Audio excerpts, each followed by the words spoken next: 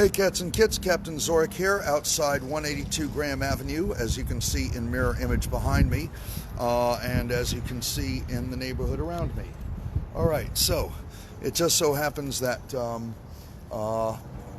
open disclosure, there is no reality in reality, so I already went upstairs, but I did not touch anything relevant to the case.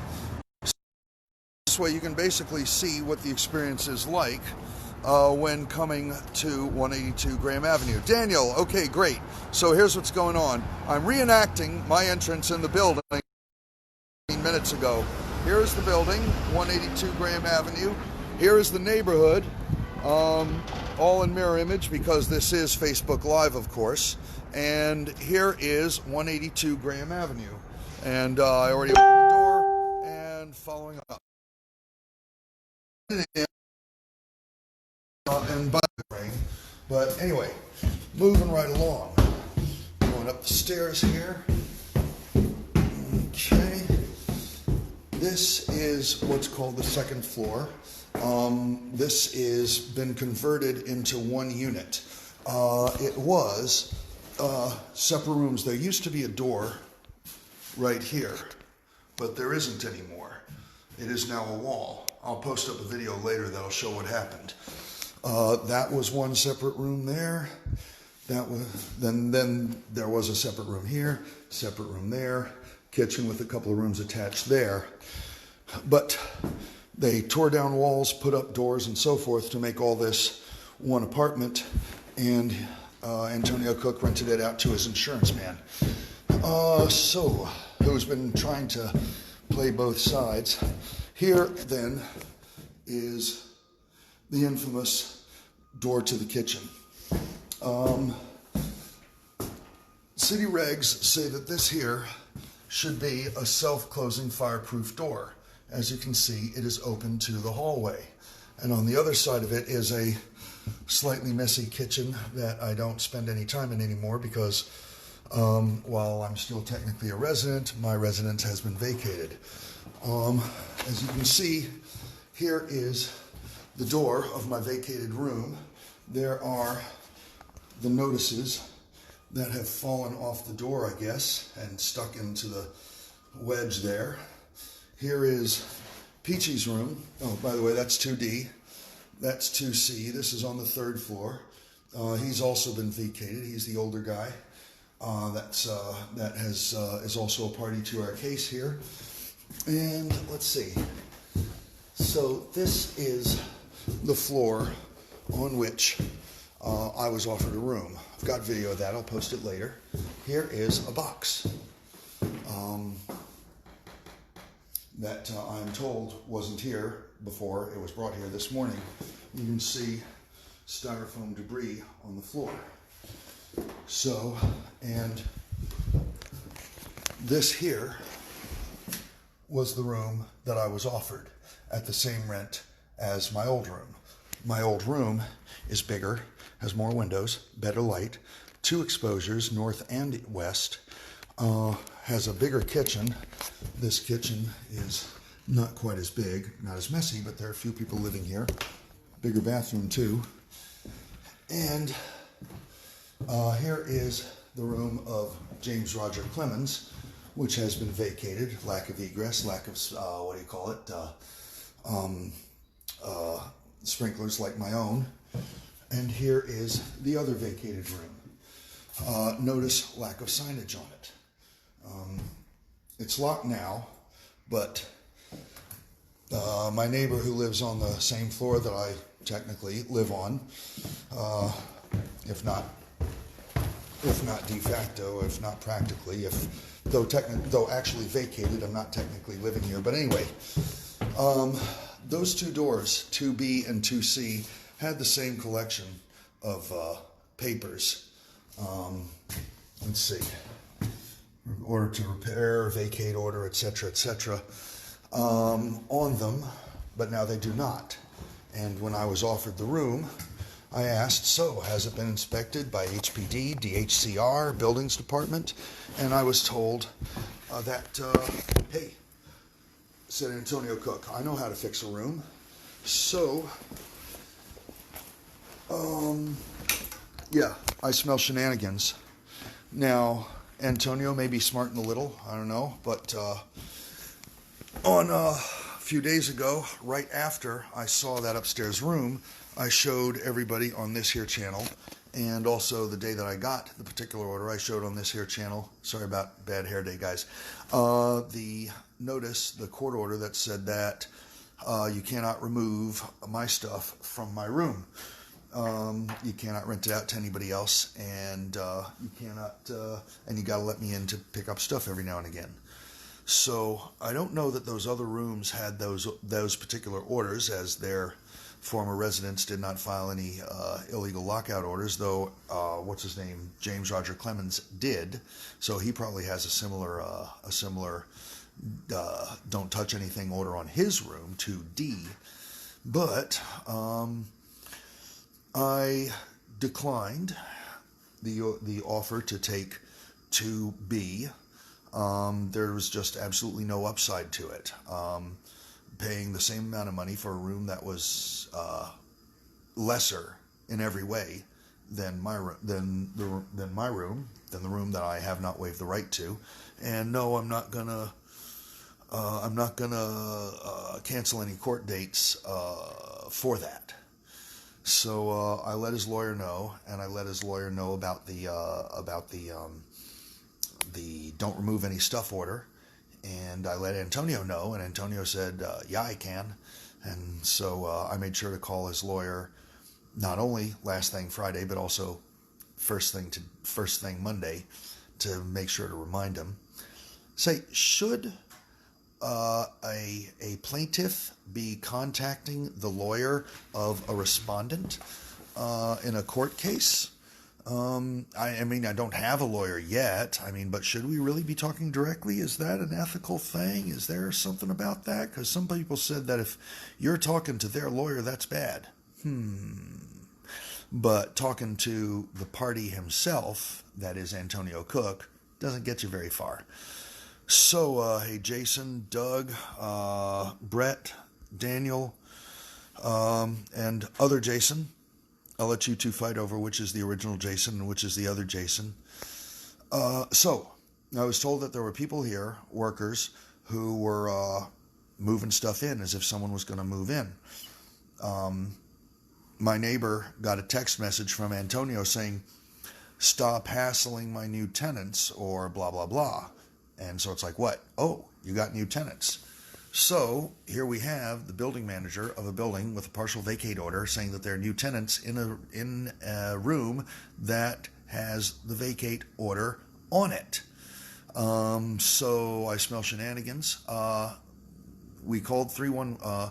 My neighbor called 311. 311 sent the cops. The cops couldn't do anything. The workers are gone.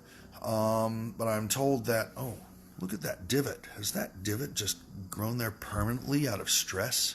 Anyway, but I called the chief deputy inspector of HPD, told him what's going on, impressed upon him that's happening right now as we speak. In fact, I was able to watch some live video from a camera inside my room and hear sounds going past the door, like the dragging of things. Anyway, live. I wish I could have recorded it. But so apparently there's going to be an inspector here. We're going to talk it out, tell them the story. So shenanigans are occurring in 182 Graham Avenue. If anybody knows any free or affordably priced lawyers who think that this incredibly complicated and fascinating story about this building from the 1880s that may or may not have been Al Capone's mansion, and certainly is sitting right over the brewery tunnels under Meserole Street, think that might be a notch in their belt or a feather in their cap. Want to do us pro bono here. I mean, okay, I got some money, but I don't have high priced lawyer money. Okay, I have find a nice place to live money, and I'm, considering it. But part of the reason I have find a nice place to live money is because I've been living in this rundown place, paying its particularly low rent, although it does have very high ceilings and a great view, for years, and saving up that money. So now Antonio Cook was hired to be the building manager here about a year ago, a year and a few months, and was actually pretty upfront about his job being to get us out. And he never took us to court yet. But when a violation was noted about the lack of egress and sprinkler systems, this was like his wet dream. Hey, I got you all out of here and I didn't have to take you to court. Well, he's wrong. You can't evict someone without taking them to court. So, but if you don't do anything about a repair and vacate order, which is to fix the problem and make it legal so the residents can move back in, you're breaking the law. But somebody's got to call you on that. And who better than the people who would be suffering if they don't get to move back in? That would be myself. While you're at it, people who are still here are suffering from the harassment of Antonio Cook. And so we're all a party in a big old HP case that will be tried starting on February 14th at 141 Livingston Street in the afternoon docket, and will almost certainly be continued, so much certain that they've even scheduled the date for it. February 18th at 141 Livingston Street, starting first thing in the day. So if anybody wants to head down there, but we want to be as prepared as we can. And, oh, by the way, the illegal lockout case, oh, I hate my hair today. A maljeu de chevaux, for those of you who speak French. The illegal lockout case was also adjourned to the same day as the HP case. Apparently they do things there that way. So, at least until then, Antonio can't remove my stuff from my room and can't rent my room out. But that court order doesn't extend to the other rooms, but the other rooms already have the HP order that the room's supposed to be vacant until it's checked out and approved and taken off the vacant list. Well, supposedly improvements have been made. In fact, darn it, I'm going to post up right after this the video of me looking at that other room. And you'll note that he says, I'll talk to you like a man if you turn that camera off. Look back at the video I posted on Friday, and that will tell you my up-to-the-minute description and assessment of what happened there. Hey, Janine. Hey, Eugenia. Hey, Ron. Hey, Bob. Good to see you all here. So, somebody suggested that we build an Instagram page and cover this every step of the way, and maybe we'll find some rabble-rousing pro bono lawyer, journalists, tenants advocates, that sort of thing, who will take our side and take up our case. Now, is Instagram the right social media platform for this kind of rabble-rousing? What about Spotify or TikTok or this, Facebook Live, or YouTube Live? Go into the comments. Share your thoughts. Hey, James. We just got to the point where I'm calling for thoughts, ideas. What is the best social media platform for social change, I guess? On a very small level, on the level of 4 residents of a 4-story building. That somebody suggested we just go and tell our story as it happens every day on a, what the hell's it called now? Instagram account. And maybe it'll get the attention of journalists, it'll get the attention of attorneys, and so forth. So we'll get people on our side, we'll get an attorney who will be happy to take this as a pro bono case so that they can put another feather in their cap, fighting for justice and all that thing. And yeah, did I say social justice? Yeah, social justice is a thing. Suck it, all you SJW pushbackers who hate Carol Danvers, Brie Larson, Captain Marvel. That was an awesome movie. Thank you very much. Anywho, so to sum up, let's see, from the beginning, I think all of you have followed along, but we'll sum it from the beginning. Okay, I've lived here since 93. I've lived in my current room since 97. I've lived under the state of an SRO in that room since 98. The new building manager brought in to clear the place out and get more money out of this building, squeeze it like a lemon, if you will, has been trying to get me out, doing harassment type things, but then somebody at HPD in buildings department or something like that noticed that it being an SRO, it not being filed appropriately makes it an illegal SRO, but as an SRO, it ought to have means of egress in certain rooms, and mine room doesn't. I mean, I can walk down the hallway, but I can't do it the other way. The Facebook gives most options and greatest exposure. Thank you, Bob. All right, so anyone else, chime in with your ideas. Type it all in the comments there. So HPD issued a vacate order. That gave me 7 days, but I didn't get the notice till the first 3 days were done to get out. Then an extra 7 days to remove my stuff.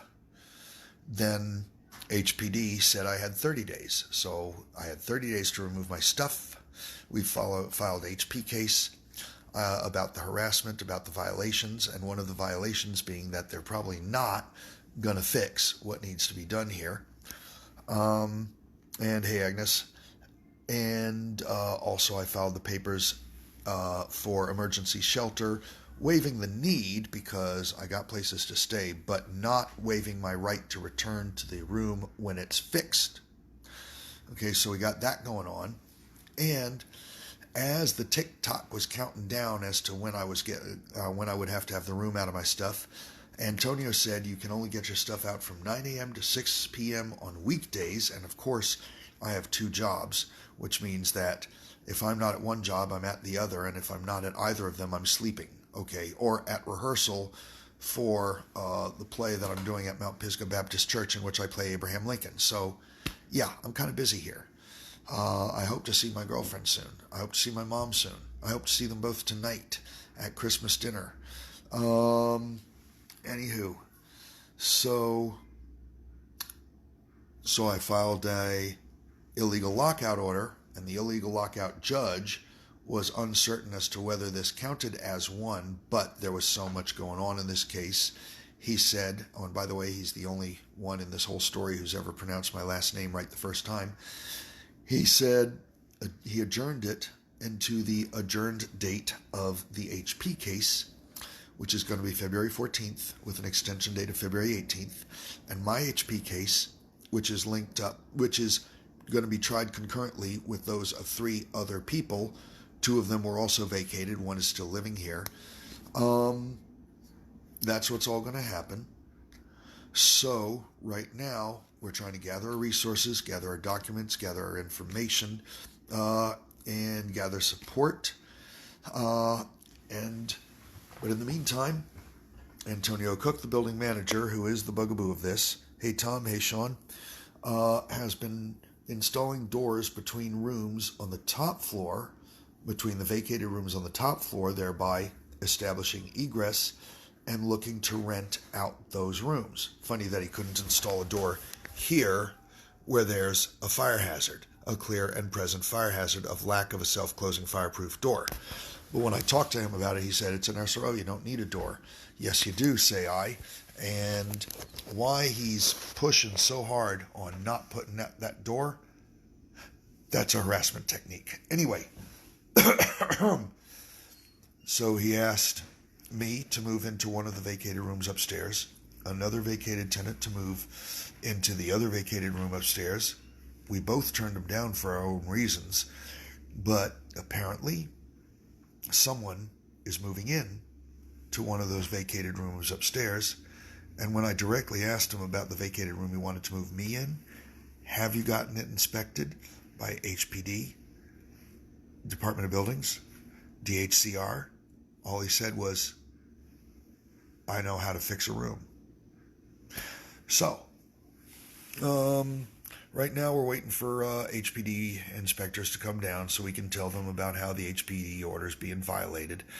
And unless you want to build a dedicated website and funnel it from social media.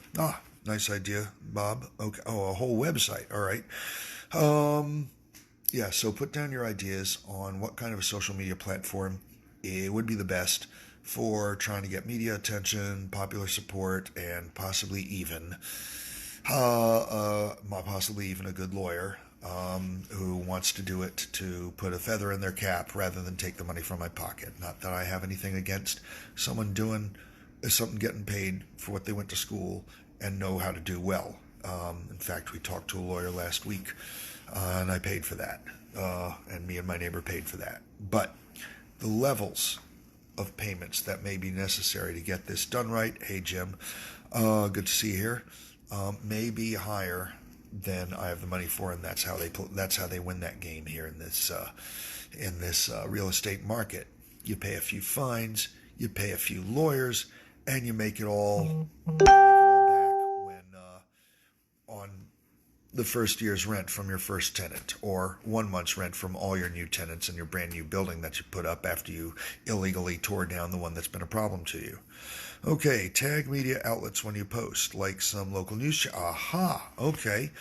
So I can tag the Daily News, the Brooklyn Paper, Channel 2, and Channel 7, who all covered my story, and also 2 other outlets who covered the story but secondhand. You know how when you copy someone else's news article and then put a link back to it? Yeah, that happened to me at least twice. Oh, Domenico, thanks for that. Looking sharp in that Star Trek uniform, by the way. Okay, oh,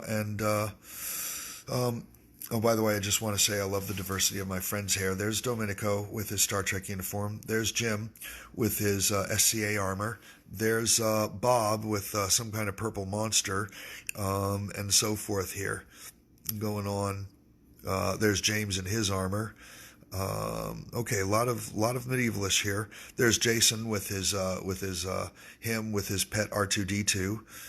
There's another Jason in his Super Saiyan cosplay, and there's another medieval person with the Armored Combat Worldwide logo there.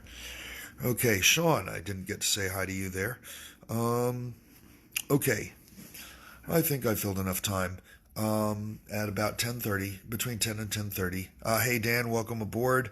You can. I just did a wrap up. I don't want to have to do it for all these guys over again, but feel free to start over when I close out, because I'm going to be closing out in a minute. Just long story short, one of the vacated rooms here apparently is being rented out to someone, and there's rules about that kind of thing. So I left work to try to catch them in the act. I missed them, but inspectors are coming, and it's always good to be present when inspectors are coming, so that way you can talk to them and ask them questions and they can take your statements. So, hey, everybody, Merry Christmas, Happy New Year. Let's see, what other holidays do I know of? We got Advent. Happy Advent, everybody. Happy Hanukkah, definitely. Let's see, we got Kwanzaa, and let me see. Growing up, I have a great diversity of friends, so I'm aware of these things. I've spun a dreidel, okay? I went and saw a play called "Twas the Night Before Kwanzaa." It was actually pretty good up in Harlem years ago. Anywho, what else we got? Saturnalia, Yule. Let's see, what other... feel free to, when you're putting in your opinions about best social media platforms for landlord-tenant disputes, for publicizing landlord-tenant disputes. Also put down which particular midwinter holiday you're celebrating and which ones you know about. All right, love to see who can name the most midwinter holidays, whether you celebrate it or not. Hey, John. Hey, Carol, welcome aboard. Yeah, so I'd love to see a list of, with all my diverse friends, how many midwinter holidays, whether you celebrate them or not, whether whether the culture that celebrates them even still exists. Just put in the midwinter holidays that you know of in the comments down below, where you will also be showing what's the best social media platform and the best social media strategy to publicize a landlord-tenant case that in which me, the tenant, and several others of us are basically being dicked around by the building manager because the landlord himself is stuck in the hospital. But like total shenanigans, like for instance right now, looks like he's renting out one of the rooms that is under a vacate order.